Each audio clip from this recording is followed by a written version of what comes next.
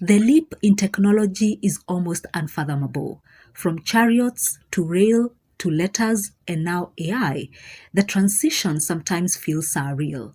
I remember having a Sri Lankan pen friend, and the only way we could communicate was via mail because international calls were prohibitively expensive.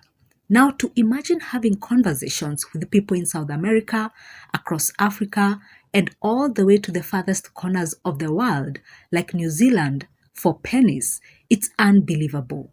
But while our technology today feels surreal, advanced forms of technology have existed before. Take the Great Pyramid of Giza, which straddles the line between ancient monument and proto-technology.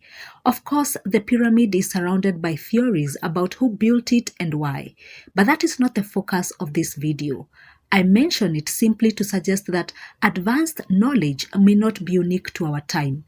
What I will say, however, is that technology may not be entirely man's invention.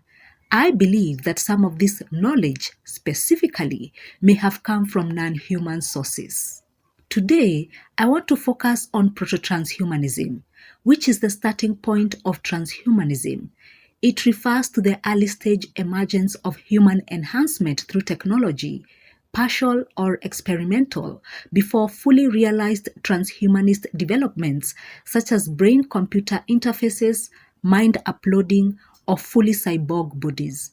Examples today include AI-assisted decision-making, social media and algorithms molding personalities and desires, digital avatars, virtual reality, and resurrected simulations of people, as well as health tech that nudges our bodies toward engineered perfection.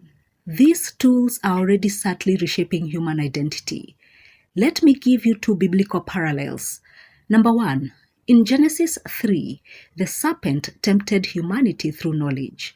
Today, proto-transhumanism offers something similar, omniscience, through instant answers, predictive insights, and simulations of reality.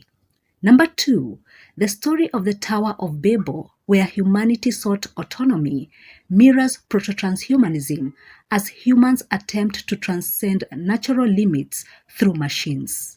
AI promises two things, omniscience and immortality. Spiritually, this is unsettling for three reasons.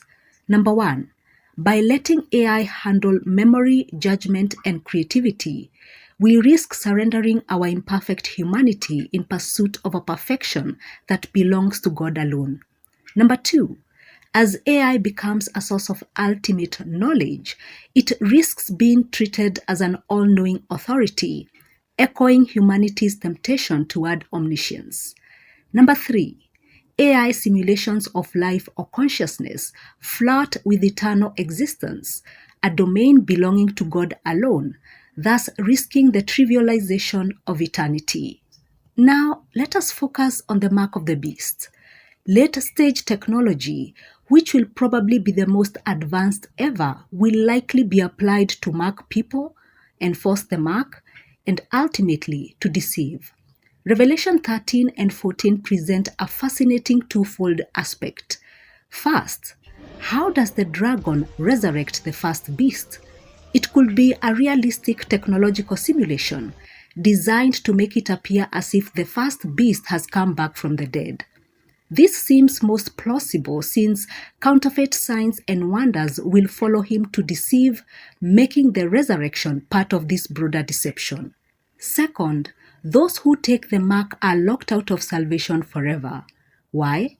This appears to involve an irreversible action. Whatever happens with the mark seems to fundamentally change the essence of humanity. Humans are made in the image of God. This involves physical, spiritual, relational, and moral aspects. Now, consider what transhumanism could do to that image. It has the potential to transform it by creating hybrid identities, partially digital, partially biological, and partially autonomous from God's design. Spiritually speaking, the question is chilling. If part of your identity, memory, or consciousness exists in a system controlled by human technology, Could that mean giving a part of your soul to something other than God? Verbal denial of Christ is always reversible. The soul can turn. However, altering human essence through deep integration with machines changes the very substrate of decision making itself. Allow me to give an engineering analogy. Think of the soul as a software running on God's original hardware. In this case, the human body and mind. Transhumanism installs foreign programs into this system. Once deeply integrated, the original code may be corrupted or overwritten, much like bugs in software development. Now, let us apply this analogy to the matter of salvation. Even if a person wants to repent, part of their decision making and perception may be influenced or controlled by the system, making true spiritual choice impossible.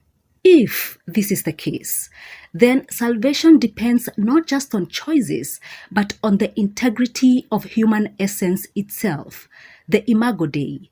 If that essence is fundamentally altered, redemption becomes, well, complicated to say the least.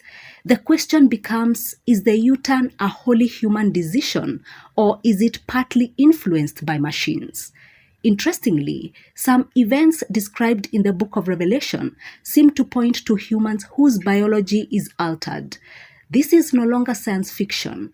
Chips are being implanted to help people walk and talk again after major accidents.